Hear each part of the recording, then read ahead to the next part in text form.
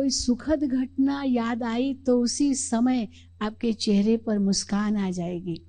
और कोई व्यक्ति आपके पास होगा, पूछेगा क्या बात है, बड़ा मुस्कुरा रहे हो, क्या याद आया?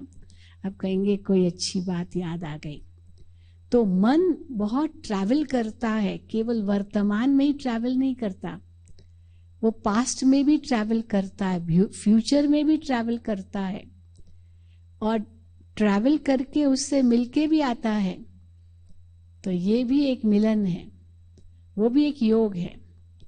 लेकिन जो आध्यात्मिक स्तर का योग है, जिसमें मन का मिलन ईश्वर के साथ होता है, ये सर्वोच्च योग है, जिसको गीता में वर्णन किया भगवान ने। हे अर्जुन, इस मन को मेरे में लगाओ, इस मन को मेरे में लगाओ। मन मना भव माम एकम शरणम व्रज। तो मन को ईश्वर में लगाना ये राजयोग है। और भगवान ने कहा इस राजयोग के द्वारा मैं तुमको राजाओं का राजा बनाता हूं। वो कौन सा योग है? वैसे तो आप कहेंगे हम ईश्वर को तो याद करते हैं, जब जब दुख की घड़ी आती है तब तक भगवान के सिवाय कौन याद आता है? कोई नास्तिक भी होगा तो भी उस घड़ी तो अनायास भी कह ही देगा ओ गॉड, हे ईश्वर। नास्तिक भी कहेगा। कई बार ऐसे होता है कोई बात हमें समझ में नहीं आती है तो भी अनायास मुख से निकल आता है God knows what is right what is wrong. तो गॉड नोज, हे भगवान, ओ गॉड, ये अनजाने में भी निकल आता है। तो एक हिसाब से तो मन ईश्वर की तरफ जाता है, लेकिन दूसरी तरफ हम ये शिकायत भी करते हैं कि मन तो बड़ा चंचल है, मन तो पापी है, दुष्ट है, नीच है, घोड़े की तरह है। जैसे बेलगाम घोड़ा दौड़ता है, ये मन भटकता रहता है। फिर हम पूजा भी करते हैं, पाठ करते हैं, जप तप हवन तीर्थ यात्राएं, हवन न जाने क्या क्या करते हैं ताकि मन को कुछ प्रभु में थोड़ा समय एकाग्र कर सके, लेकिन होता नहीं। यही शिकायत है। अर्जुन की भी यही शिकायत है, यही शिकायत थी। तब भगवान ने उसको 2 शब्द दिए।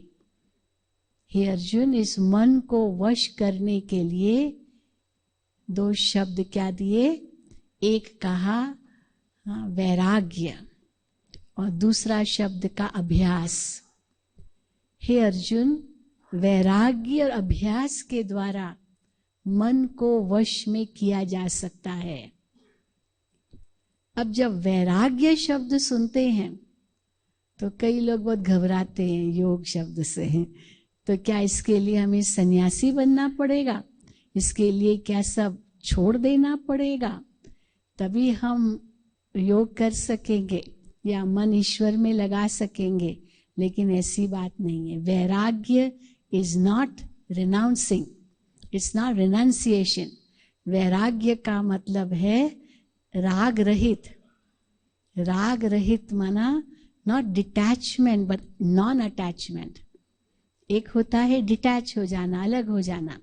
दूसरा होता है साथ में रहते भी अटैचमेंट न हो।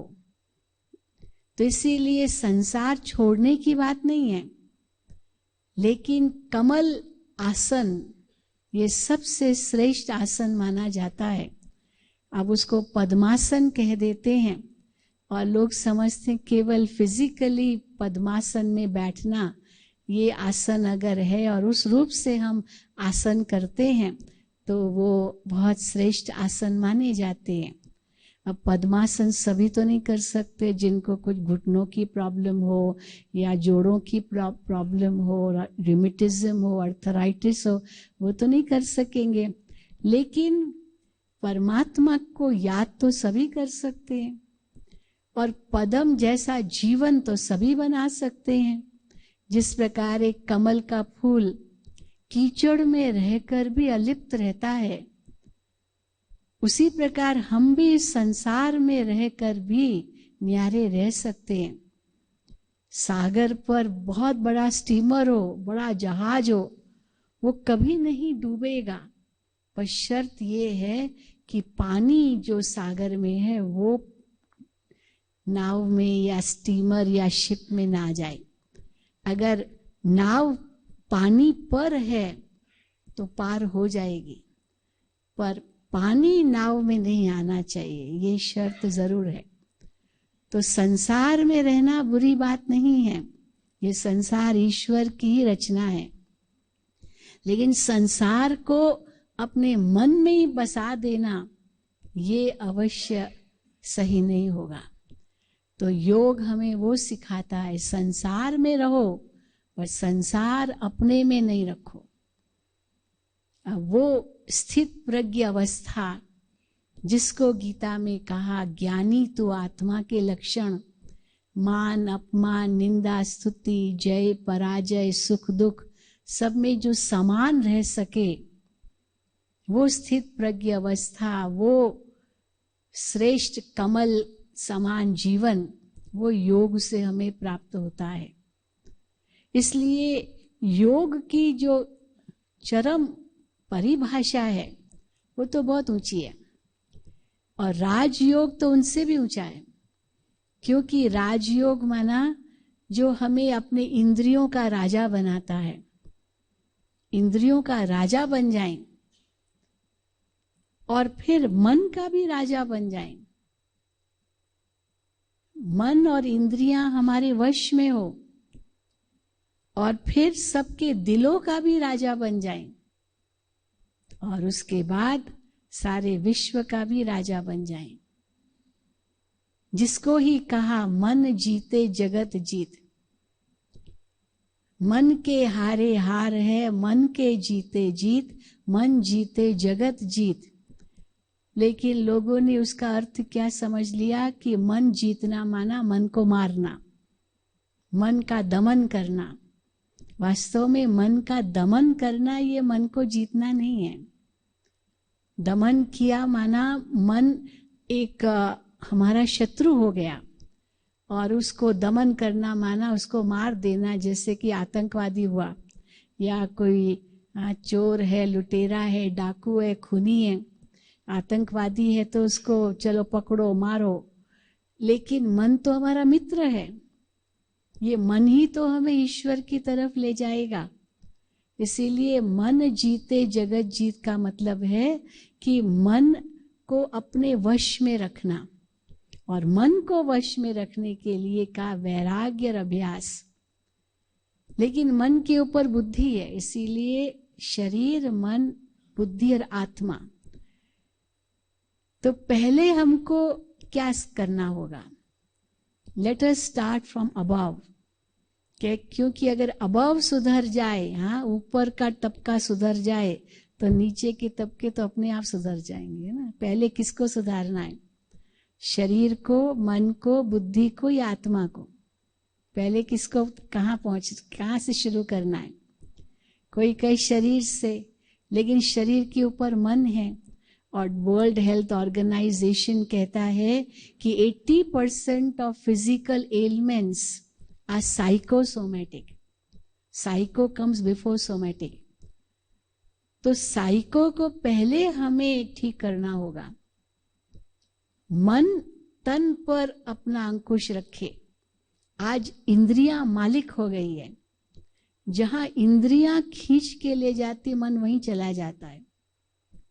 इसलिए जीभ रस, कन रस, स्पर्श रस, नेत्र रस, गंध रस, ये पंच इंद्रियों के रस मन को अपनी ओर खींचते हैं, और इन्हीं पंच इंद्रियों के रस को पंच विकार कहा जाता है। ये विकृतियां हैं। काम वासना क्या है? ये स्पर्श रस का चरम स्वरूप है। काम वासना, बलात्कार, ये चर्म स्पर्श है का। और रेप, हाँ मानो मास रेप, न जाने क्या क्या शब्द यूज करते हैं। It is the climax of the sense of touch. क्रोध क्या चीज है? क्रोध का चरम स्वरूप है हत्या। लेकिन ये क्रोध कैसे उत्पन्न होता है? मन से ही तो पहले उत्पन्न होता है। इसलिए किसी ने बहुत सुंदर कहा कि Wars begin in the minds of main before they come on the battlefield. पहले हर चीज मन से शुरू होती है और फिर वो जो अंदर में गुस्सा मन में आया वो आंखों से झलकता है, पता चलता है कि इसके अंदर में गुस्सा है। Face is the index of the mind, लेकिन फेस में भी आंखें सबसे बड़ा इंडेक्स है मन का। तो इसीलिए क्रोध आंखों से झलकता है, आंखें लाल हो जाती है। तो सेंस ऑफ टच काम वासना, सेंस ऑफ साइट ये क्रोध, और फिर लोभ जीभ रस। इंसान पेट के लिए नहीं कमाता लेकिन जीभ के लिए कमाता, अगर यूं कहें, या पेट के लिए नहीं कमाता पर पेटियों के लिए कमाता है। और उसी का ही चरम स्वरूप हम देखते हैं भ्रष्टाचार। अब ये सब आप टैकल करते हैं ना, रेप को या मर्डर्स को या भ्रष्टाचार को, यही तो आप टैकल करते हैं। वकील जजों का यही काम है। और चौथा मोह, तो मोह की इंद्री कौन सी है? ये नाक। स्मेल, सेंस ऑफ स्मेल, कैसे आकर्षित होते रहते हैं उसी स्मेल के पीछे, वो मोह का रूप हो जाता है। और अहंकार, ये कान। किसी ने मेरी ग्लानि की, कान खड़े हो गए, क्यों इसने मेरे लिए ऐसे कहा, क्या समझता है, मैं भी कोई कम हूं क्या? और अभिमान के लिए कहा जाता है बड़ा हुआ तो क्या हुआ, जैसे लंबी खजूर, क्या फायदा बड़ा हुआ तो, लेकिन पंथी को छाया न दे, फल लागे अति दूर। इतना अभिमान रख के हमने समाज को कुछ मदद नहीं किया तो बड़ा होकर भी क्या किया। इसीलिए ये पांचों ही विकार वास्तव में जो विकृतियां पैदा करते हैं पंच इंद्रियों के कारण, यही इसी को आप टैकल करते हो, है कि नहीं? सही बात है कि नहीं? आपके पास जो भी केसेस आते हैं ये सब इसी के ही होते हैं। तो इसीलिए राजयोग हमें पहले इंद्रियों का राजा बनाता है, फिर मन का राजा बनाता है, फिर दिलों का राजा बनाता है, क्योंकि वैल्यूज जीवन में आती है, फिर सब सारे विश्व का भी राजा बनाता है। पर उसका आधार क्या है? उसका आधार ये नहीं है body mind intellect and soul, but you start from the soul. Soul से शुरू करो। आत्मा बुद्धि को अपने वश में रखे, बुद्धि मन को दिशा दे और मन इंद्रियों पर विजय प्राप्त करे। इसीलिए कहा जाता है सोच समझ कर कर्म करो। कर्म का step is third step, it's not the first step. कर्म बाद में, पहले सोचो समझो इसका क्या नतीजा निकलेगा, तीनों कालों को बुद्धि में रखो और फिर बुद्धि मन को दिशा दे और फिर इंद्री से कर्म करो। लेकिन जब इंसान ईगो में आता है, अभिमान में आ जाता है, तो एक्स टेम्पो तुरंत ये इंद्रियां चंचल हो जाती है और परिणाम स्वरूप कितने गलत कर्म कर लेता है जो उसको नहीं करने चाहिए, क्योंकि परिणाम भी भोगना पड़ेगा। और फिर करने के बाद समझता है ये गलत किया, और गलत करके समझा, समझने के बाद फिर सोचता अभी क्या करूं, जो सारे एविडेंसेस को वॉश आउट कर दूं। एविडेंस कुछ मिले ही नहीं, क्योंकि एविडेंस ही तो आपके लिए आधार है। बिना एविडेंस, बिना प्रूफ के आप क्या केस लड़ेंगे या क्या केस का निर्णय देंगे। यही कानून की लैंग्वेज में सत्य की परिभाषा इतनी है, ओनली एविडेंस, और एविडेंस नहीं तो यू कांट डू एनीथिंग। पर यही सत्य नहीं है। विज्ञान भी यही कहता है जो दिखाई देता है वही सत्य है, और आध्यात्म कहता है जो दिखाई देता है वो सब असत्य है। You know big difference. जो दिखाई देता है वो सब असत्य है, और जो दिखाई देता है वो असत्य, और जो नहीं दिखाई देता वो सत्य। और कौन है वो सत्य? आत्मा और परमात्मा, जो दिखाई नहीं देते लेकिन वही सत्य है। इसीलिए कई बार विज्ञान और आध्यात्म का युद्ध चलता है, पर आखिर तो आध्यात्म ही विज्ञान पर जीत प्राप्त करेगा। आध्यात्म ही लॉ पर भी जीत प्राप्त करेगा, क्योंकि जो लॉज की हम बात करते हैं वो वैल्यूज के आधार पर ही आज इतने सारे लॉज भी बने हैं। तो वो लॉज जो वैल्यूज के आधार पर बने हैं, उन वैल्यूज को पहले समझना होगा। और वो वैल्यूज किसमें है? आत्मा में है, शरीर में नहीं है। इसलिए मैं कौन हूं, ईश्वर कौन है, उसको पहचानना ये सबसे प्रायोरिटी होनी चाहिए। तो राजयोग क्या है? उस सर्वोच्च, सर्वोपरि, सर्वोत्तम, सर्वश्रेष्ठ परमात्मा से आत्मा का मिलन।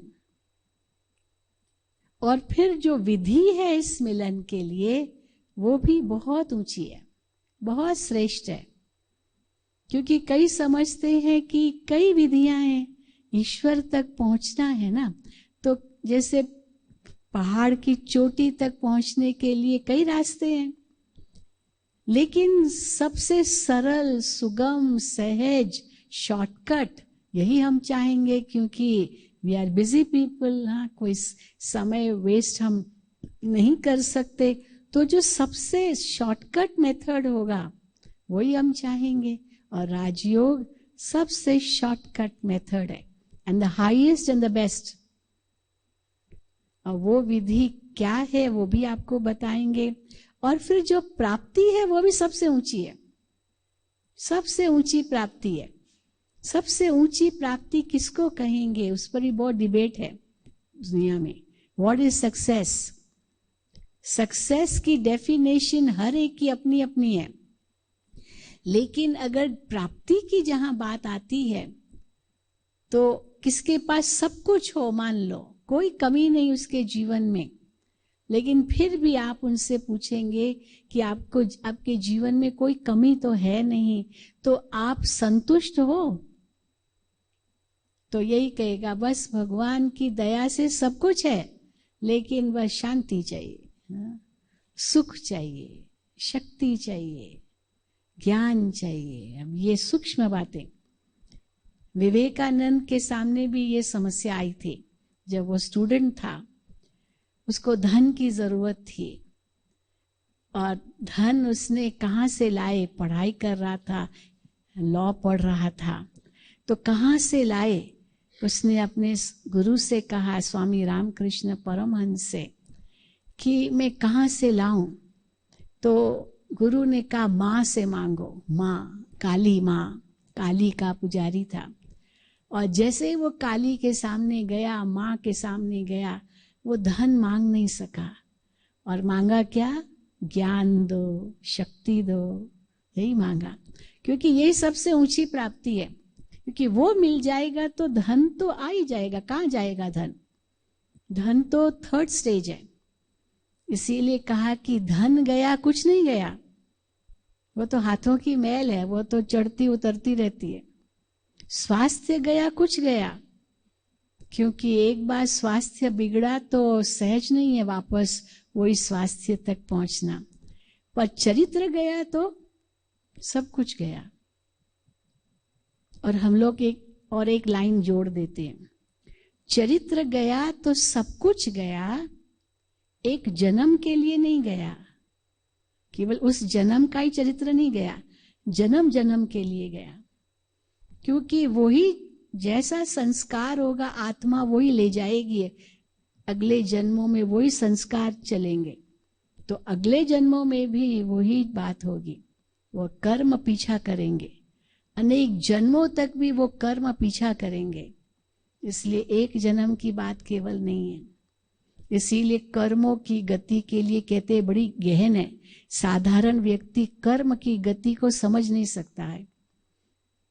इसलिए परमात्मा कहते सबसे ऊंची प्राप्ति हम किसको कहेंगे?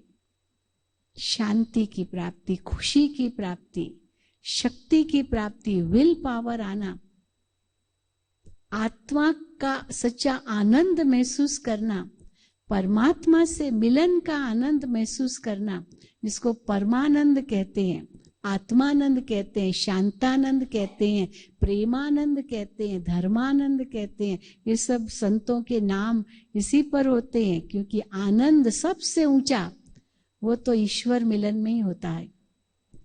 और जब वो आनंद आत्मा ने अनुभव किया तो ये सब इंद्रियों के जो अल्पकाल के रस है ना, वो सब फीके लगते हैं। तो कैसे वो अनुभव करें, उसके लिए हमको अपने विचारों में परिवर्तन लाना होगा। क्योंकि राजयोग हमें अनुभव कराता है कि हम अपने जीवन के अंदर जो भी बातें आती है उनको एक नई दृष्टिकोण से देखें। तो नया दृष्टिकोण कौन सा है, और फिर नए रेस्पॉन्स से हम जवाब दें। रिएक्ट करना है या रेस्पॉन्स देना है, ये हमारे हाथ में। We always have a choice. एक होता है रिएक्ट करना, नहले पर दहला, तुम शेर हो तो मैं सवा शेर हूं, ये रिएक्ट। और दूसरा होता है रेस्पॉन्स। वो भले उसने मुझे गाली दी, पर मैं उनके साथ कैसे व्यवहार करूं, फिर मैं कैसे रेस्पॉन्ड दूं, न कि और रिएक्ट करूं अपनी भूल को छिपाने के लिए। तो इसीलिए राजयोग enables us to create new attitudes and responses to life. It's a practical method of self and God realization. It's not theory, it's a practical method. और यही राजयोग में अष्टांग योग अपने प्रकार का आता है। गीता का एक एक चैप्टर एक एक योग से जुड़ा हुआ है। ज्ञान योग, सहज योग, बुद्धि योग, कर्म योग, भक्ति योग, संन्यास योग, समत्व योग। क्या है ये सब? ज्ञान के आधार पर योग। मैं कौन हूं, मैं कहां से आया हूं, मैं क्यों आया हूं इस संसार में, जीवन का लक्ष्य क्या है, कहाँ जाना है, ईश्वर कौन है, वो कहाँ है, क्या संबंध है मेरा उनके साथ, मैं कैसे मिल सकता हूं उनसे, फिर अच्छा क्या है, बुरा क्या है, पाप क्या है, पुण्य क्या है, सुख क्या है, दुख क्या है, फिर ये कौन सा समय चल रहा है, ये काल चक्र क्या है, और इस काल चक्र में, समय के चक्र में अभी कितने बजे हैं, और इस समय मुझे अब क्या करना है। ये सब ज्ञान योग के अंतर्गत आता है। फिर जैसे हम इस ज्ञान योग को समझने लगते हैं तो सहज ही हम अपने मन और बुद्धि को परमात्मा में लगा सकते हैं, और बुद्धि द्वारा मन को दिशा देते हैं। बुद्धि लगाम है, आत्मा रथी है, घुड़ सवार है, घोड़े पर बैठा है, मन घोड़ा है, बुद्धि उसकी लगाम है। और वो अगर घोड़े को चलाना है ठीक ढंग से, तो जो घोड़े पर बैठा लगाम उसके हाथ में मजबूत हो, और जैसे वो ठीक तरह से घोड़ा चलाएगा तो घोड़ा उसी अनुसार चलेगा। इंद्रियां भी घोड़े की तरह, ये पंच इंद्रियां, और मन उनको चलाए, बुद्धि मन को चलाए, और आत्मा बुद्धि मन और इंद्रियों को चलाए। So it should be the other way around. अब उसके लिए ये बुद्धि योग भी है, कर्म योग भी है। कर्म तो हम इंद्रियों से करते हैं, लेकिन उसके पहले हमारी सोच कितनी ऊंची हो कि परमात्मा से मैं शक्ति ले रहा हूं और इंद्रियों से कर्म कर रहा हूं, और जो मैं अच्छा कर्म करूं ईश्वर से शक्ति लेकर, वो कर्म का फल ईश्वर पर रिटर्न करूं। इसलिए का कर्मणे वाधिकारस्ते मां फलेषु कदाचनम। कर्म पर तुम्हारा पूर्ण अधिकार हो, पर फल की चिंता मत करो।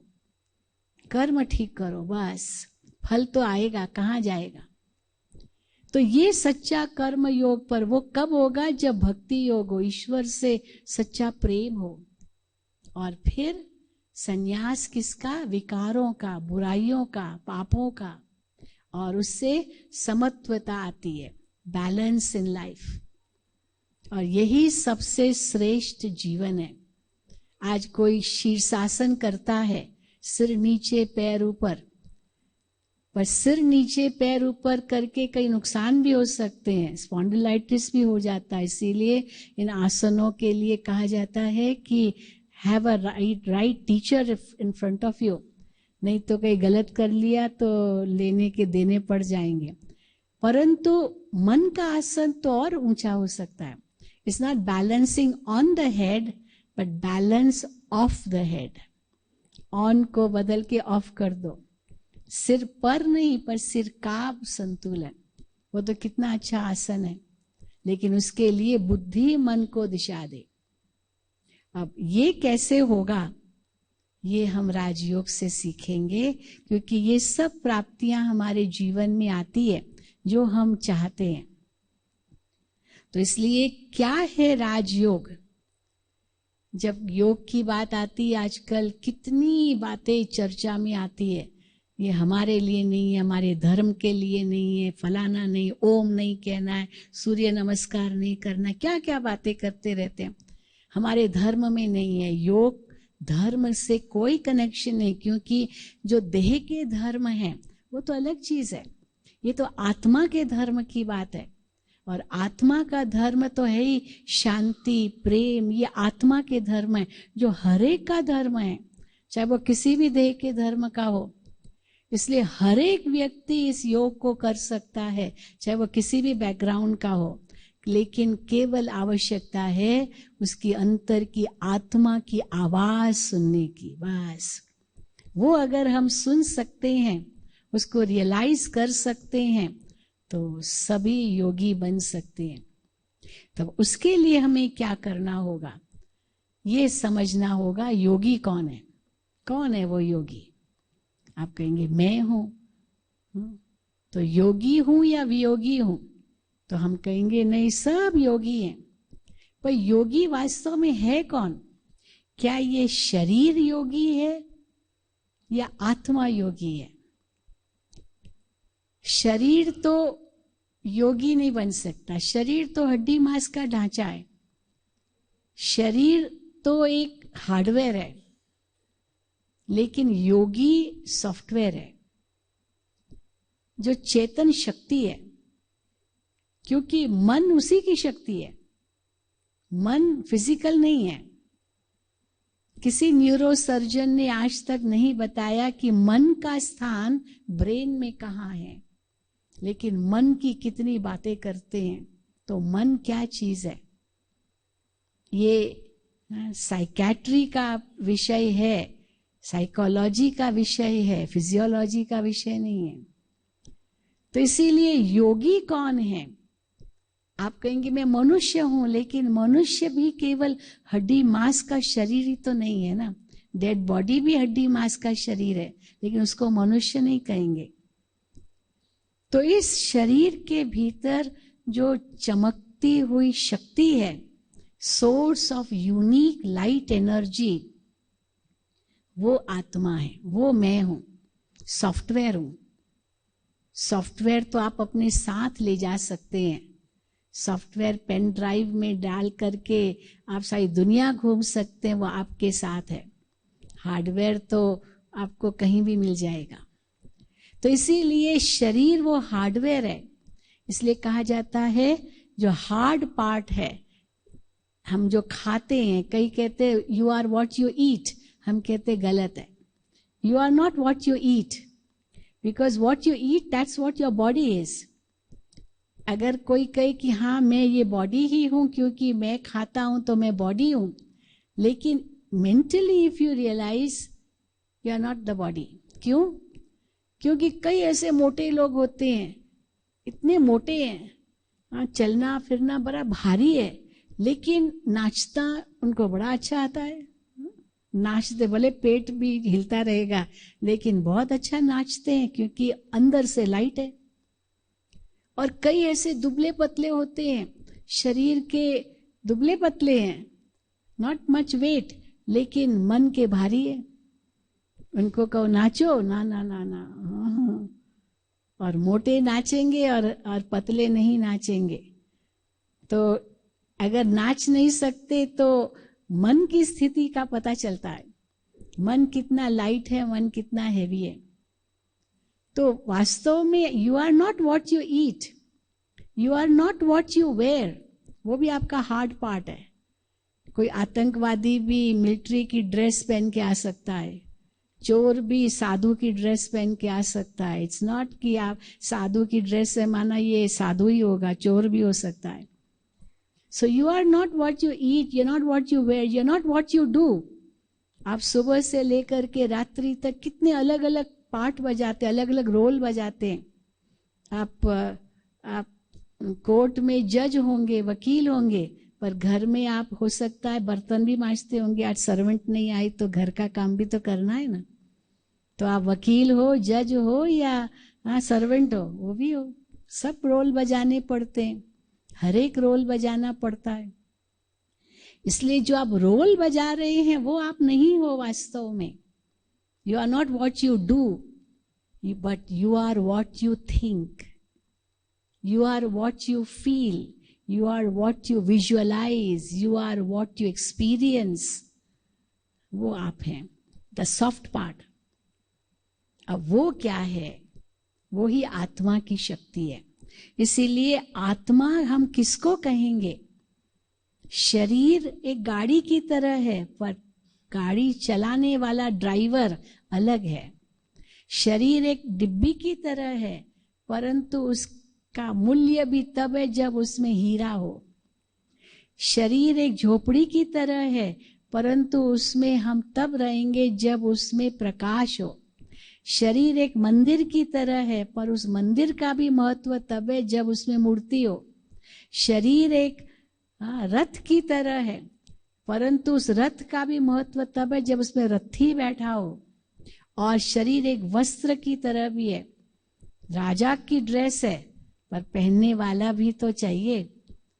तो राजा की ड्रेस हो या फकीर की ड्रेस हो या कैसी भी ड्रेस हो, ड्रेस अलग चीज है, एक्टर अलग चीज है।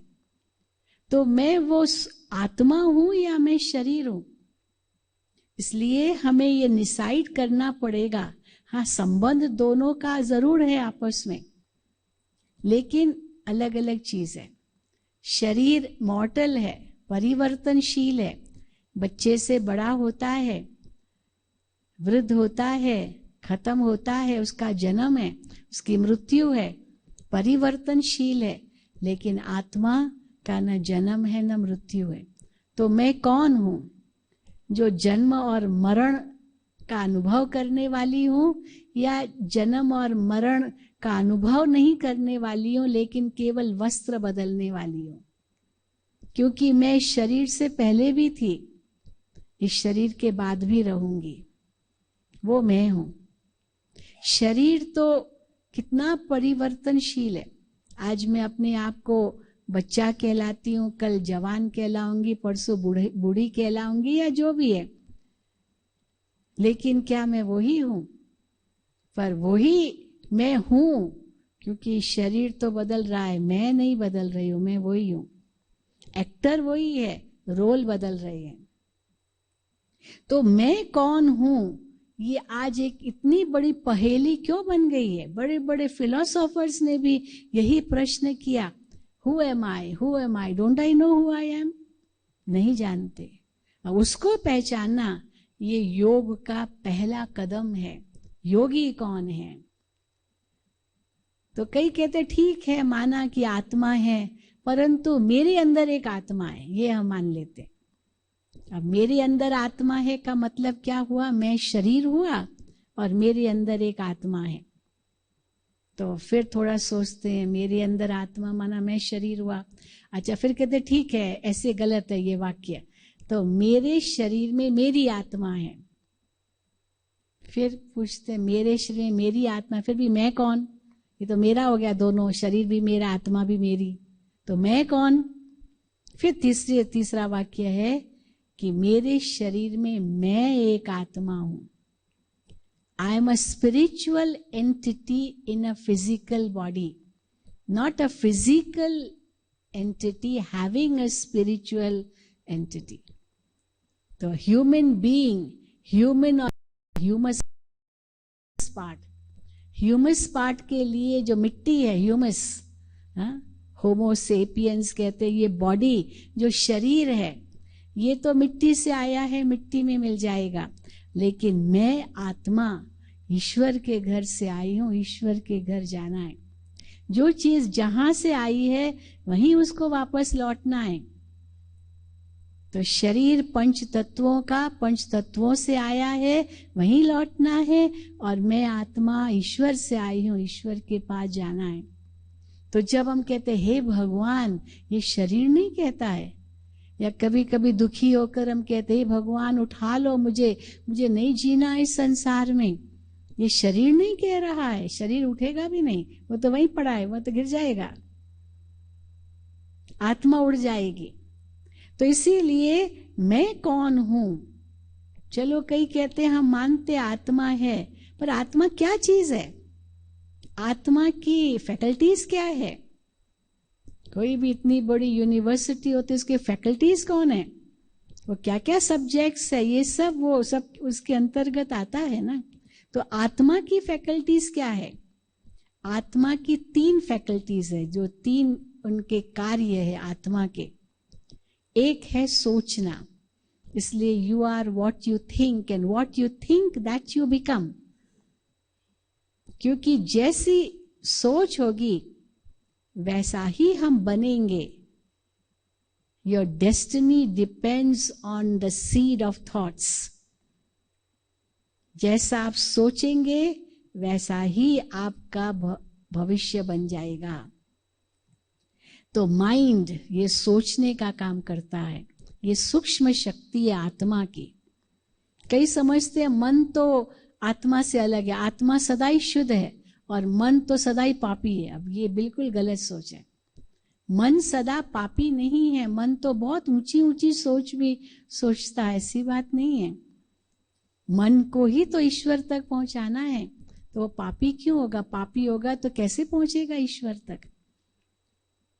मन तो आत्मा के सोचने की शक्ति है और उसके ऊपर बुद्धि है, वो निर्णय शक्ति है।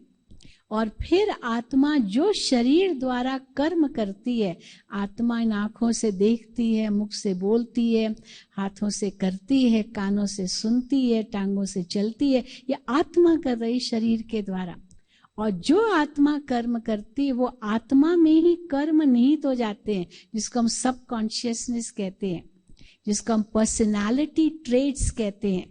जो हम आत्मा शरीर से करते हैं वो आत्मा के अंतर वो संस्कार बनते जाते हैं। What you do will become your habits, और habits means आपके संस्कार वो आत्मा के साथ जाएंगे। इसीलिए कहा गया है कि इस संसार की कोई वस्तु आपके साथ नहीं जाएगी, लेकिन जो कर्म किए हैं वो कर्म आपके साथ जाएंगे। तो कर्म कैसे जाते हैं? कर्म तो मोटी चीज है जो शरीर द्वारा किया, लेकिन वो कर्म सूक्ष्म संस्कार बनते हैं जो आत्मा के साथ ट्रैवल करते हैं। तो आत्मा क्या चीज है? मन बुद्धि संस्कार का समूह है। अब उसमें मन क्या है? हमारी हर कंपनी में HRD का एक स्थान होता है, ह्यूमन रिसोर्स डेवलपमेंट का पूरा एक डिपार्टमेंट होता है। गवर्नमेंट में भी HRD मिनिस्ट्री है, और एजुकेशन सेंट्रल गवर्नमेंट में उसी में आता है, HRD मिनिस्ट्री में। जिनका हाई IQ है वही कोई सदा सक्सेसफुल नहीं होते हैं, वो तो बहुत बड़े फेलियर्स भी हो सकते हैं। केवल IQ, आपको जनरल नॉलेज बहुत हो लेकिन इमोशनल कोशेंट नहीं है, मॉरल कोशेंट नहीं है, स्पिरिचुअल कोशेंट नहीं है, you can be a great failure.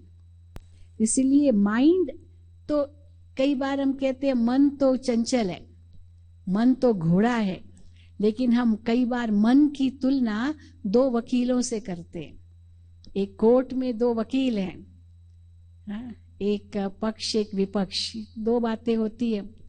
अब दोनों अपनी अपनी बात रखते हैं, लेकिन वकील तो निर्णय नहीं देंगे ना, जज ही निर्णय देगा। तो mind is like two sides of a coin. उसी समय इतना संघर्ष मन में चल सकता है, करूं न करूं, जाऊं न जाऊं, देखूं न देखूं, हाँ ना हाँ, ये कितने ऑपोजिट्स आते हैं। पॉजिटिव भी सोचेंगे, फिर नेगेटिव भी सोचेंगे। So you always have a choice what to think and what not to think. लेकिन एक संघर्ष चलता है मन में। तो मन के ऊपर दूसरी शक्ति है बुद्धि, ये भी आत्मा की शक्ति है। बुद्धि इज लाइक द जज। The judge will decide what is right, what is wrong, what to do and what not to do. तो बुद्धि की कैसे हमने तुलना की एक सीव के साथ, एक छलनी के साथ, because it evaluates, reasons, discerns, decides, understands, accepts or rejects. जैसे एक छन्नी, क्या एक्सेप्ट करना है, क्या रिजेक्ट करना है, वो छन्नी डिसाइड करेगी। और जब एक्सेप्ट किया, रिजेक्ट किया, और फिर उसके बाद तीसरी शक्ति काम आती है, वो संस्कार। लेकिन उसके पहले ये बुद्धि एक तराजू की तरह है। न्यायालयों में जो देवी दिखाई है, न्याय की देवी, उसकी आंखों पर पट्टी बंधी हुई है और न्याय का तराजू उनके हाथ में है। पट्टी क्यों बंधी है? क्योंकि न्याय पक्षपात रहित होना चाहिए, अनबायस्ड डिसीजन। अगर बायस्ड है, किसी का पक्ष लिया, तो वो सही निर्णय नहीं होगा। तो अनबायस्ड डिसीजन के लिए क्या जरूरी है? 3 बातें जरूरी है। एक बात, कांटा एकाग्र हो। Needle should be towards God, because जज is sitting on the seat of God. ईश्वर के घर में देर है, अंधेर नहीं है। तो भगवान की कुर्सी पर जज बैठा है। तो कैसे उस जज का योग ईश्वर के साथ होना चाहिए? वो needle is pointing upwards and it should be stable. तो परमात्मा से योग हो, मन ईश्वर में एकाग्र हो, और जो डंडी है वो समतल हो, स्टेबल हो, समत्वता में हो, अनबायस्ड हो, हाँ, मान अपमान निंदा स्तुति सब में समान हो। और तीसरा पलड़ा, वो खाली वजन बताते हैं बस। तो कौन सा वजन देना है? वैल्यूज को वजन देना है। Values are important in life. इसीलिए इंटेलेक्ट यही काम करता है। और भगवान से हम बुद्धि मांगते हैं, हे भगवान सद्बुद्धि दो, सदमति दो। तो सदमति, सदबुद्धि, दिव्य बुद्धि, ये ईश्वर की देन है। ये अंतरात्मा की आवाज है जो सदा हमें सही कार्य करने के लिए प्रेरणा देती है। लेकिन जब इंद्रियां मालिक बन जाती है ना, तो इंद्रियां मन को जबरदस्ती सोचने को बाध्य कर लेती है और मन फिर बुद्धि को दबा देता है। हम एक मिसाल देते हैं। माँ ने बच्चे को देखा कुछ गलत काम करते हुए, बेटा ये मत करो, बेटा मत करो, मत करो बेटा, हाँ मत करो। इतना प्यार से कहा माँ ने बेटे को, बेटा ये अच्छा नहीं है, मत करो। बेटे को आया गुस्सा, उसको करना ही है। तो माँ का आवाज बंद करने के लिए बंदूक उठा के माँ को ही मार डाला। ना आवाज होगी, ना माँ कहेगी नहीं करो। तो बुद्धि भी माँ की तरह है, बुद्धि माँ की तरह है, और मन इंद्रियों का कहना मान लेता है और माँ का कहना नहीं मानता। बुद्धि भ्रष्ट हो जाती है। कई बड़े बड़े संत सन्यासी साधु जब उनको कहते हैं कि तुमने ये गलत काम किया, आप तो इतना ऊंचा ज्ञान देते हो, ये आपने कैसे कर लिया ये गलत काम? तो पता है क्या कहते? उस समय हमारी बुद्धि मारी गई। This is the answer. बुद्धि मारी गई। बुद्धि कैसे मारी गई? बुद्धि अंतरात्मा आवाज तो देती है, डर लगता है, क्योंकि आत्मा तो अपने असली रूप में बहुत शुद्ध है। अब जैसे सफेद वस्त्र हमने धारण किए हैं, अब जरा सा भी दाग लग जाता है, बहुत बुरा लगता है। काले कपड़ों पर दाग लगे तो पता ही नहीं चलता, लेकिन सफेद वस्त्र पर दाग लगता है तो बुरा लगता है। अब किसी को दाग लगा मान लो, और कोई उसको कहता है अरे ये क्या दाग कैसे लग गया, और मेरे को ये क्यों मेरा दाग देखता है, बाकी तो देखे ना 99% तो सफेद है ना, वो 99% ही देखेंगे, वो 1% दाग होगा वही देखते हैं। लेकिन वही दाग क्यों दिखाई देता है? 99% गुण होंगे, एक अवगुण होगा, पर वो एक अवगुण सारे गुणों पर पानी फेर देता है। सफेद पर वो काला दाग भी क्यों हो, सफेद पूर्ण क्यों न हो? तो आत्मा तो अपने असली रूप में इतनी शुद्ध है, लेकिन आज आत्मा खुद को ही भूल गई है। हम अपने को शरीर से आइडेंटिफाई कर रहे हैं। इसलिए हमें वो कर्म करना चाहिए जो आत्मा के असली संस्कार हैं, आत्मा की शुद्धि का अनुभव कराने वाले, और वो बुद्धि निर्णय देती है। फिर हम जो भी कर्म करते हैं वो आत्मा में रिकॉर्ड भर जाता है। आजकल ये स्टिंग्स बहुत होते हैं मीडिया के अंदर, हमारे पास मीडिया के लोग आते हैं, हाँ स्टिंग ऑपरेशन, तो स्टिंग ऑपरेशन क्या है? रिकॉर्ड हो गया। हाँ? गलत काम किया, आप ये कह नहीं सकते कि हमने नहीं किया, ये मेरी आवाज नहीं है, ये मैं नहीं हूं, रिकॉर्ड हो गया, आ गया वीडियो में, आ गया, आप सब स्पष्ट हो गया, एविडेंस है। तो आत्मा भी जो इस शरीर से करती है कुछ भी खत्म नहीं होता, यानी कुछ भी ये नहीं कि इरेज हो गया, वो आत्मा में समा जाता है, आत्मा में संस्कार के रूप में बस जाता है। और इसी के आधार पर किसको हम कहते हैं ये पाप आत्मा है, ये पुण्य आत्मा है, ये महात्मा, ये देवात्मा है। ये किस आधार पर है? आत्मा जो शरीर द्वारा कर्म करती है वही संस्कार बन के आत्मा के साथ जाते हैं, और यही हमारे सच्चे मित्र हैं। खास ये कहानी बताई जाती है, जीवन के 3 मित्र। एक मित्र तो अब केवल वहां तक, कहां तक साथ देगा। एक व्यक्ति था जिसको गवाह की जरूरत पड़ी, विटनेस की आवश्यकता पड़ी, तो उसने एक दोस्त को कहा अरे तुम तो मेरे दोस्त हो, तो मेरे गवाह बनो। तो उसने कहा ना बाबा, कोर्ट के मामलों में मैं हस्तक्षेप नहीं करना चाहता हूँ। तो उसने, इतना अच्छा दोस्त था लेकिन सबसे पहले धोखा दिया अच्छे से अच्छे दोस्त ने। फिर दूसरे दोस्त के पास गया जो उसका अच्छा मित्र था लेकिन उस पहले जितना नहीं, तो उसको कहा कि तू मेरे गवाह बनो। तो उसने कहा बनूंगा, जरूर आऊंगा, लेकिन केवल वो दरवाजे तक कोर्ट के, बस कटघरे में नहीं खड़ा रहूंगा, दरवाजे तक आपको प्रेरणा दूंगा, आप ही बोलो, मैं नहीं बोलूंगा। तो मानो उसने भी धोखा दे दिया। लेकिन तीसरा मित्र जो कभी कभी मिलता था, उस पर कभी ध्यान भी नहीं गया था, जब उससे पूछा उसने कहा हाँ क्यों नहीं, मैं आपका गवाह बनूंगा, और वो गवाह बन गया। तो जीवन के भी 3 साथी, हाँ ये कहानी हर एक जानते हैं। पहला जो मित्र है जिनके साथ सारा जीवन बिताया, वो कहाँ तक साथ देंगे, कहाँ तक साथ देंगे? सबसे पहले ये शरीर जो पहले ही छुट्टी ले लेता है, आत्मा चली गई, शरीर वहीं खत्म, जड़ हो गया। सबसे पहले इसी ने छुट्टी ली, जिसके लिए हमने सब कुछ किया, शरीर के लिए, शरीर के लिए सारा इनपुट शरीर के लिए। और दूसरे साथी जो शमशान घाट तक शरीर को ले आए, चलेंगे, नहीं तो घर में कहाँ रखेंगे, ले जाओ भाई शमशान घाट ले जाना है, जहां से आया है वहीं पहुंचाना है।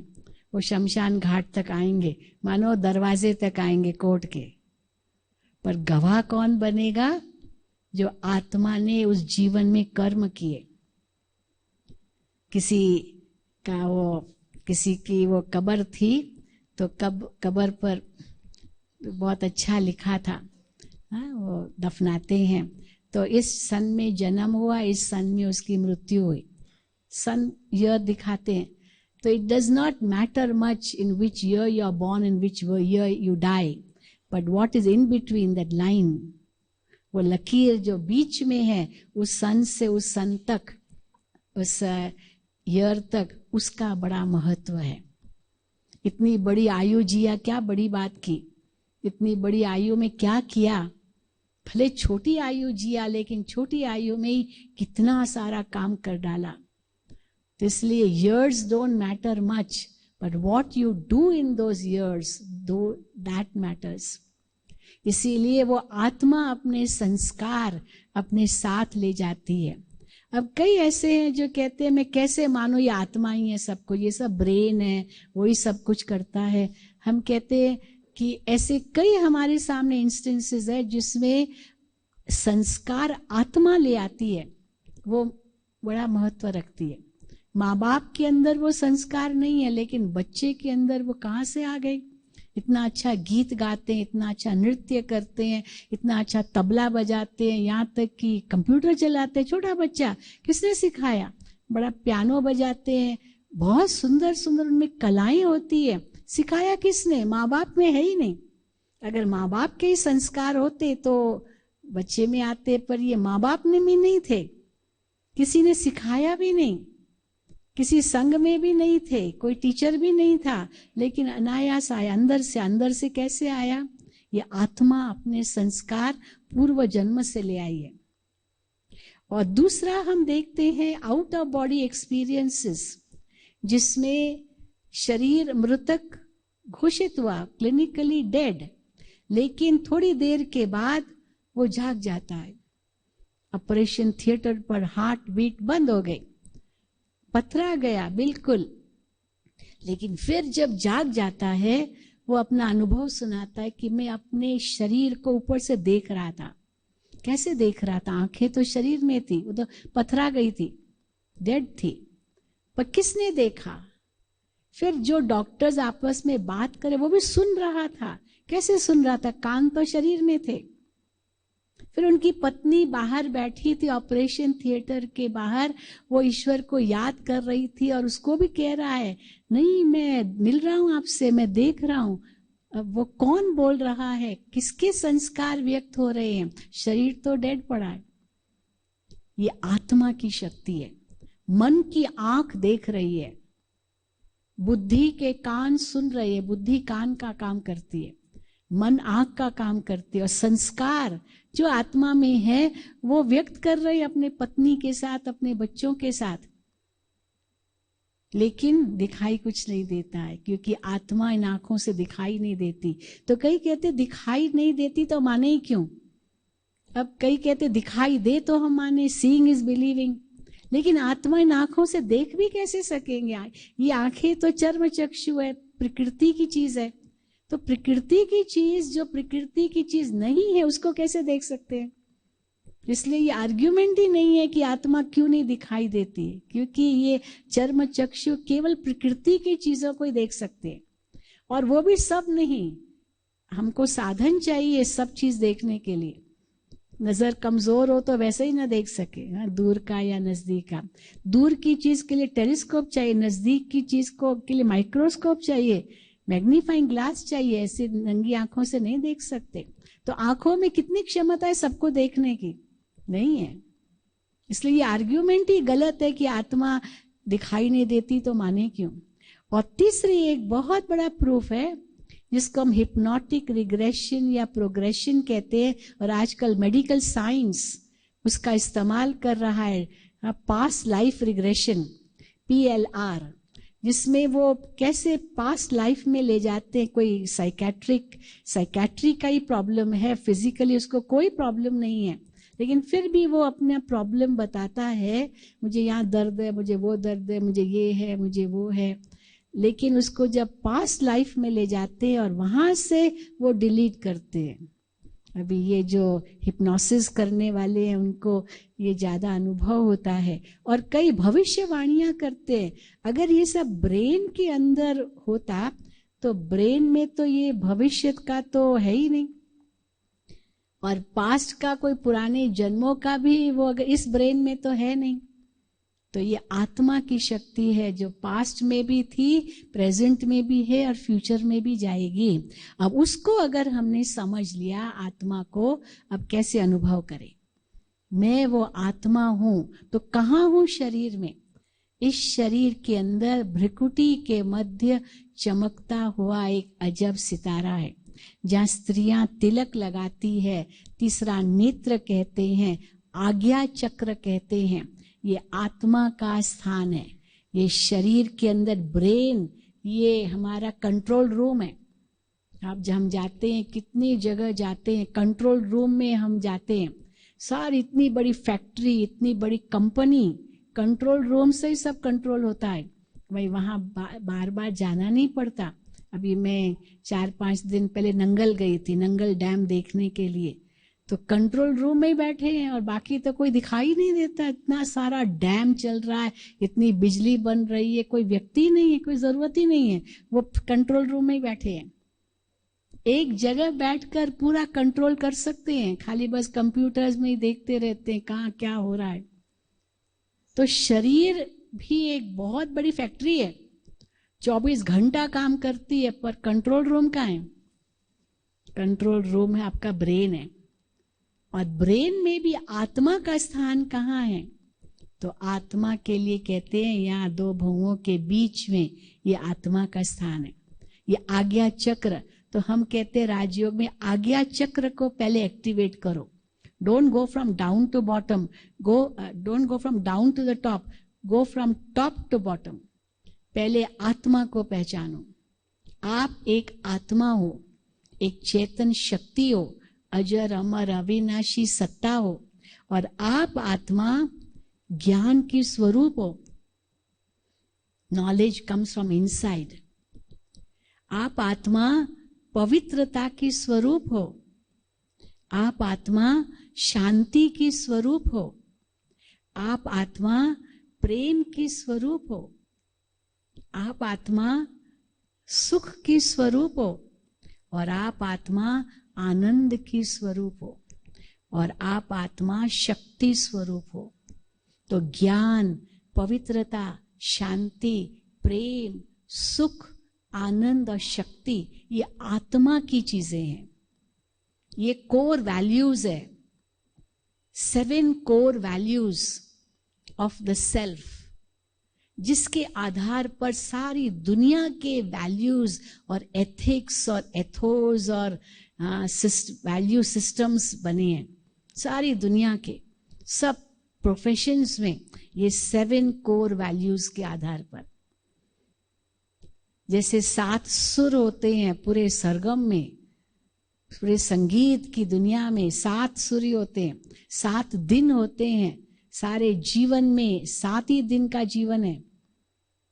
7 कलर होते हैं, 7 रंगों के आधार पर सारे रंगों की दुनिया है। तो ये 7 कोर वैल्यूज है, जिसके आधार पर नैतिक मूल्य, मानवीय मूल्य या पारिवारिक मूल्य, जो भी मूल्यों की बातें करो, ये सब 7 मूल्यों पर आधारित है। अब इन 7 मूल्यों को हम कैसे जीवन में अनुभव करेंगे? यही आत्मा है।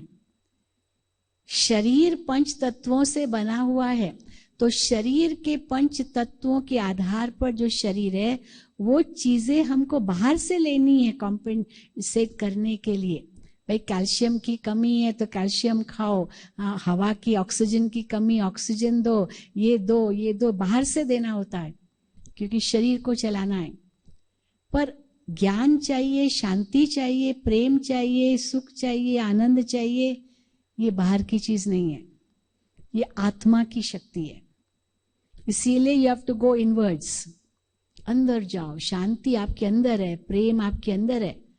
कबीर ने कहा, पोथी पढ़त पढ़त पंडित भया न कोई।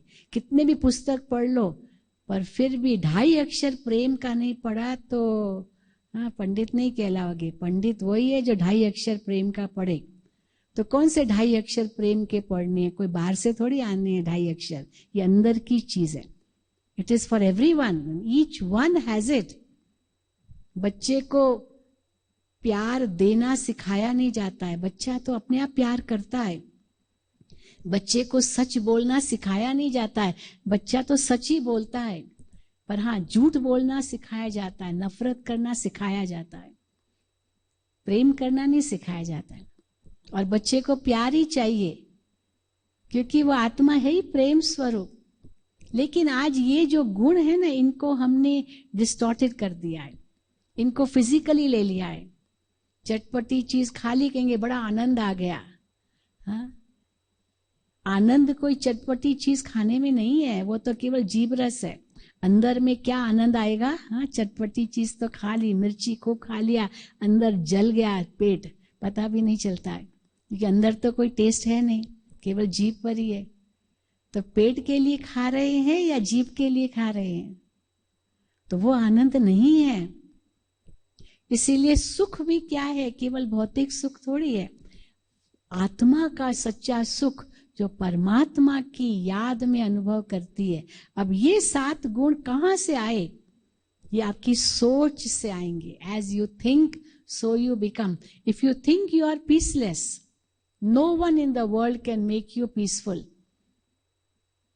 आपका क्लाइंट आपके पास आए, कहे साहब आप मुझे शांति दो, आप उनके लिए केस लड़ेंगे पर शांति नहीं दे सकेंगे। वो फिर भी अगर उसने गलती की है तो मन तो उसका खाएगा, आज नहीं तो कल, कल नहीं तो परसों।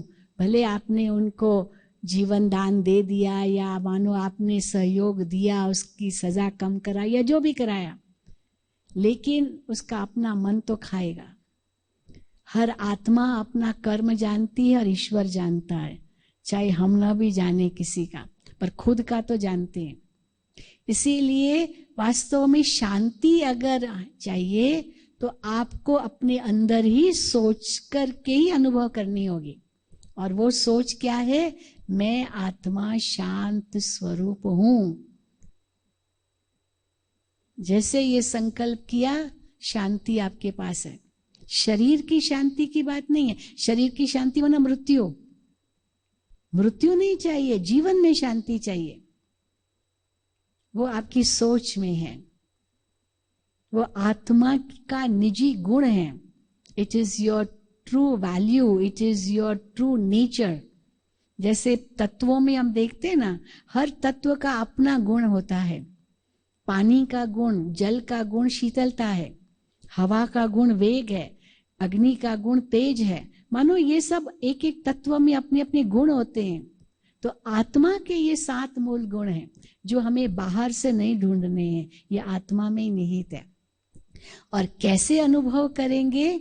आत्मचिंतन से, परमात्मा चिंतन से, परमात्मा के साथ संबंध जोड़ने से, क्योंकि परमात्मा इनका स्रोत है, सोर्स है। पर ये नहीं कहेंगे हे प्रभु शांति दो, ये योग नहीं है। ये तो प्रार्थना की हमने, हे प्रभु शांति दो, लेकिन योग कहता है शांति मांगो नहीं। राजयोग कहता है आप तो हो ही शांत स्वरूप, तो शांति मांगो नहीं। ये मांगने की चीज नहीं है, ये तो आपके पास ही है। लेकिन शांत स्वरूप बनकर शांति के सागर के साथ संबंध जोड़ना है, तब शांति का अनुभव होगा। अब वो कैसे करेंगे? आपसे पहले ही 3 बार उच्चारण करवाया, ओम शांति। ओम शब्द में 3 अक्षर है, मैं वही हूं। अ उ म, मैं वही हूं जिसका स्वभाव शांति है। I am a peaceful soul, my religion is peace. यही वास्तव में आत्मा का धर्म है। और ये तो हर एक आत्मा का है, चाहे वो किसी भी दैहिक धर्म का हो। इसीलिए आत्मा का धर्म हमें पहचानना है। स्वधर्म आत्मा का शांति है, प्रेम है। फिर आत्मा का स्वधाम भी है, जो आत्मा की असली एड्रेस है। जब हम भगवान को दुखी होके कहते हे भगवान बस उठा लो, मुझे इस संसार से जीना नहीं है। कई क्लाइंट आपके पास आते होंगे, कहेंगे हाँ बस भगवान मुझे उठा ले, मुझे नहीं जीना है, मैं बहुत अशांत, उठा ले। समझते अगर भगवान उठा लेगा तो शांति मिलेगी, मैं दुनिया से चला जाऊंगा तो शांति मिलेगी। लेकिन हम कहते हैं दुनिया से चले जाएंगे, कहाँ जाएंगे? आत्मा को फिर शरीर मिलेगा, और ही पाप बढ़ा है। उसकी बजाय मन से चले जाओ, आत्मा का धाम है, शांति का धाम। आत्मा होम सिक बन जाती है, घर याद आता है। तो आत्मा का घर कौन सा है? वो शांति का धाम है, जो 5 तत्वों से दूर है। वो छठा अखंड ज्योति का महतत्व है, जिसको हम शांति धाम, मुक्ति धाम, परम धाम, निर्वाण धाम, परलोक आदि नाम से याद करते हैं। तो राजयोग में मन बुद्धि एक पंख का रूप ले लेते हैं, और आत्मा मन बुद्धि से उस परम धाम में पहुंच जाती है, जो 5 तत्वों से पार है। और मन की आंख परमात्मा को देखती है, पर उसके पहले खुद को देखती है। अभी तो शरीर में आत्मा खुद को नहीं देख सकते, पर ज्ञान के दर्पण में खुद को पहचान सकते हैं। लेकिन जैसे हम योग करना शुरू करते हैं, महसूस करते हैं मैं आत्मा उस परम धाम के अंदर, अखंड ज्योति के महतत्व के अंदर, जो सुनहरा लाल प्रकाश का एक महतत्व है, इसको ब्रह्म महतत्व कहते हैं।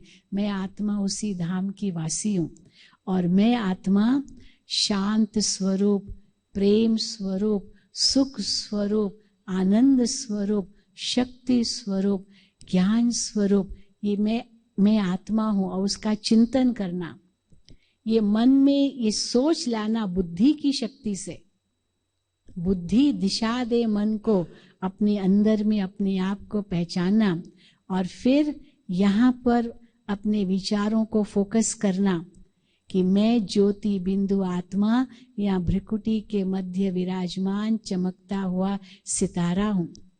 और फिर बुद्धि द्वारा मन को परम धाम में ले जाना, जो 5 तत्वों से पार है। उस बेहद की दुनिया में खुद को एक ज्योति स्वरूप आत्मा, जैसे चमकता हुआ सितारा आकाश में हम देखते हैं, मैं आत्मा भी वैसी हूँ। और मैं आत्मा वहां से इस सृष्टि रंग मंच पर अभिनय करने के लिए इस नाटकशाला में आई हूँ। मैं तो एक एक्टर हूँ, ये दुनिया तो रंगमंच है। शेक्सपियर ने कहा, this world is a stage and we are all actors playing our respective roles. और शरीर उसके लिए, उस रोल को बजाने लिए वस्त्र है। फिर उसमें और अनेक रोल्स बजाने लिए अलग अलग वस्त्र धारण करते हैं, पर शरीर भी एक वस्त्र है। अब वस्त्र तो हमारे हाथ में है, हम बदल सकते हैं। शरीर तो नहीं बदल सकते, पर वस्त्र तो बदल सकते हैं। तो शरीर को अगर वस्त्र समझेंगे तो हम डिटैच हो सकते हैं, विदाउट हैविंग एनी अटैचमेंट या नॉन अटैचमेंट हो सकता है कि मैं इस शरीर से एक न्यारी चीज हूँ, एक ज्योति हूँ, प्रकाश का पुंज हूँ, चमकता हुआ सितारा हूँ, मैं शांत स्वरूप हूँ, शुद्ध स्वरूप हूँ। So what is meditation? It is the manifestation of perfection within. Swami Vivekananda ने बहुत सुंदर शब्दों में कहा, manifestation of perfection within. You are perfect within you. Now manifest that in the external form. Bring that out. And this is the true education. This is the true meditation. Medicare, educare, माना to draw out from inside. अब ये जब हमने अपने आप को समझा, तो हम ये महसूस करते हैं कि जो भी हमारे मन में नेगेटिविटी है, चाहे अपने प्रति, चाहे दूसरों के प्रति, चाहे संसार के प्रति, हम 1 सेकंड में बुद्धि के बल से उसको स्टॉप लगा सकते हैं। ब्रेक मिल जाती है, बुद्धि रूपी ब्रेक। अंतरात्मा की आवाज मन के उस अशुद्ध विचार को रोक सकती है, और उसके आधार से ये आंखें डिटैच्ड होकर के कैसे संसार को भी देखती है, पर संसार को देखते हुए भी उसमें आकर्षित नहीं होती, सुनते हुए भी आकर्षित नहीं होती, जिसको हम इंग्लिश में कहते to see and not see, to hear and not hear. देख रहे हैं पर फिर भी नहीं देख रहे, सुन रहे हैं फिर भी नहीं सुन रहे, क्योंकि अंतर में कुछ और देख रहे हैं, अंतर में कुछ और सुन रहे हैं, अनहद नाद सुन रहे हैं, उस परमात्मा की छवि को देख रहे हैं, वो फिर आपका कल का विषय होगा। पर आज इतना ही कि बुद्धि के द्वारा हम मन को, जो भी नेगेटिव थॉट्स है उनको रिजेक्ट करें और मन में केवल पॉजिटिव थॉट्स को अपनी जगह दें और उन्हीं थॉट्स का चिंतन करते करते करते उसमें खो जाएं। ये राजयोग की पहली अवस्था है। तो चलिए अब हम कुछ अभ्यास करेंगे 5 मिनट के लिए।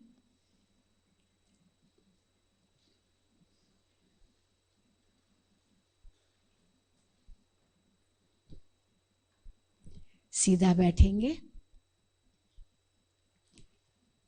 ये लाल प्रकाश हमें संकेत देता है कि इस 5 तत्वों की दुनिया से, इनके विचारों से उपराम हो जाओ, उनको ब्रेक लगाओ, स्टॉप। ये स्टॉप का सिग्नल है। साथ साथ आत्माओं की दुनिया, शांति धाम, मुक्ति धाम, परम धाम, मूल वतन, उसी धाम का भी सुनहरा लाल प्रकाश का अनुभव है। तो मन और बुद्धि से पहले एक अंतर की यात्रा करें, खुद को पहचाने। मैं कौन हूं? मैं का उत्तर खुद को ही दे कि मैं एक आत्मा हूं, एक ज्योति हूं, अति सूक्ष्म दिव्य प्रकाश हूं।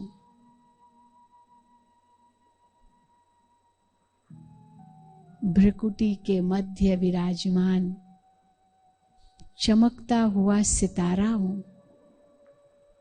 अपना ध्यान 2 नेत्रों के ऊपर भ्रकुटी पर केंद्रित करें। मैं ज्योति बिंदु आत्मा इस शरीर की इंद्रियों का मालिक हूं। ये शरीर मेरा एक वस्त्र है। मुझ आत्मा ने कई देह रूपी वस्त्र धारण किए। अब मुझे इस देह से न्यारा बन अपने आत्मिक स्वरूप में स्थित होना है।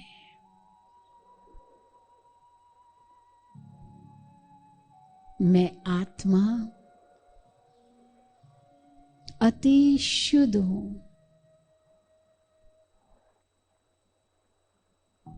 पवित्र हूं। शांत स्वरूप हूं।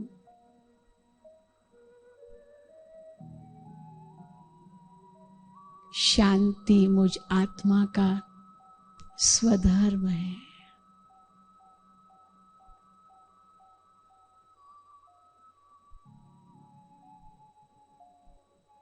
शांति की शक्ति मुझ आत्मा में विद्यमान है।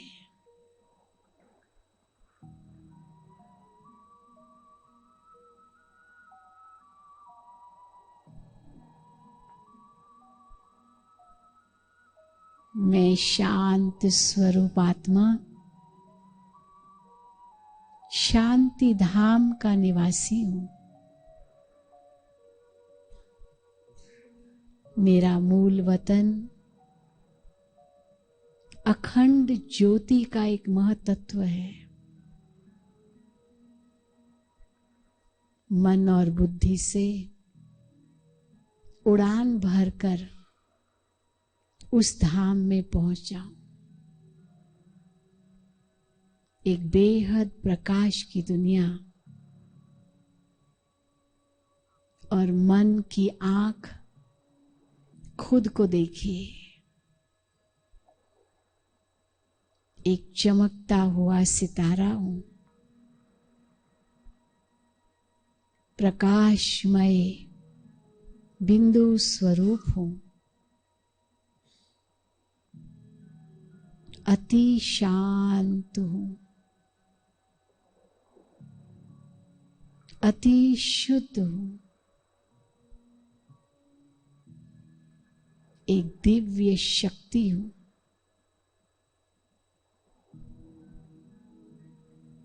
अजर अमर अविनाशी हूं, नित्य हूं, अपरिवर्तनशील हूं, सदा ही था, हूं और रहूंगा।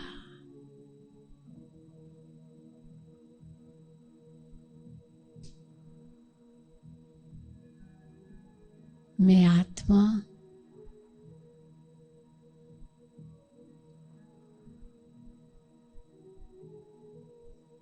अति पवित्र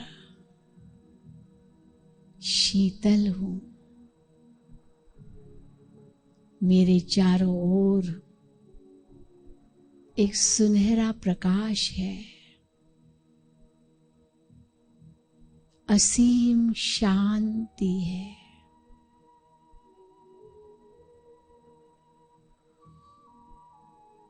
मेरे चारों ओर शांति के ही प्रकंपन फैल रहे हैं।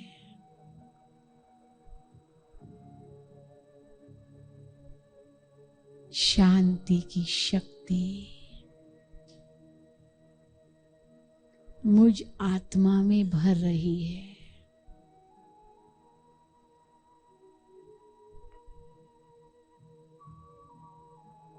कितनी शांति का अनुभव हो रहा है।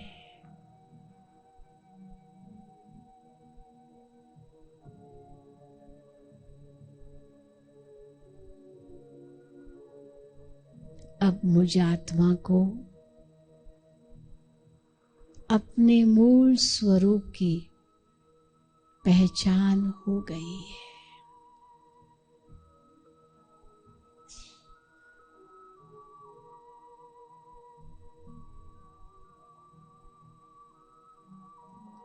अब इसी शांति को आत्मा में भरपूर कर फिर वापस लौटे। प्रकृति की दुनिया में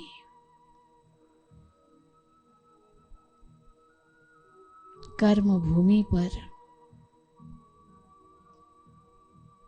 पंच तत्वों के शरीर में और अपनी भ्रिकुटी पर विराजमान होकर राजा बनकर अपने इंद्रियों द्वारा कर्म करें। एक नई सोच के साथ, नई दृष्टि के साथ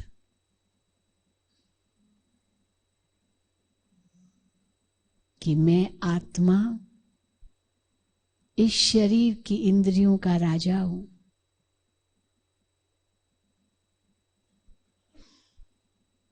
कर्म करके वो कर्म प्रभु को अर्पित कर दे और फिर न्यारा प्यारा हो जाए।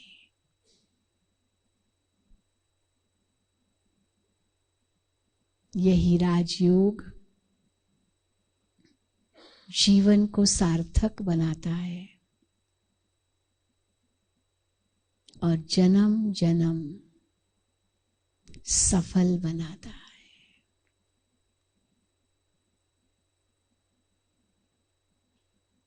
ओम शांति